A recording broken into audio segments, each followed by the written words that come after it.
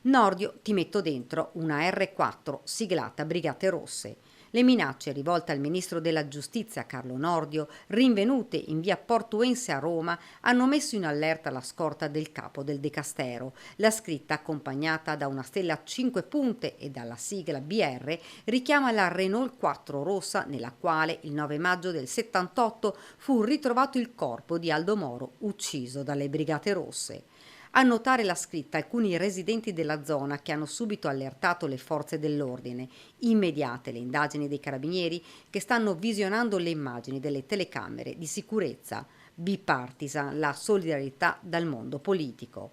Esprimo la mia piena solidarietà al ministro della Giustizia Carlo Nordio, destinatario di una gravissima e inaccettabile intimidazione, scrive in un post la premier Giorgia Meloni. Grave il richiamo alle BR e all'omicidio Moro, commenta il presidente della regione Veneto Alberto Stefani. Esprimo al ministro Nordio tutta la solidarietà istituzionale e mia personale. L'orrenda minaccia scritta sui muri di Roma lascia attoniti e preoccupati, rappresenta la negazione della democrazia e della convivenza civile e richiama alla memoria una grande tragedia italiana. Porto ovviamente la mia vicinanza e la solidarietà al ministro Nordio da parte mia, della comunità trevigiana e di tutta la comunità dei sindaci del Veneto per questo atto intimidatorio, queste minacce che turbano la serenità di un ministro e di una persona che sta lavorando per il bene comune. Così il sindaco di Treviso Mario Conte, che incontrerà il prefetto per valutare eventuali misure di sicurezza. Credo che si attiveranno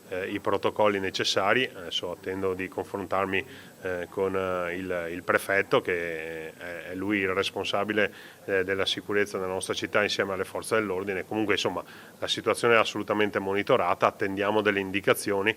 È fondamentale garantire la sicurezza del ministro. Dure le parole del senatore Luca De Carlo di Fratelli d'Italia.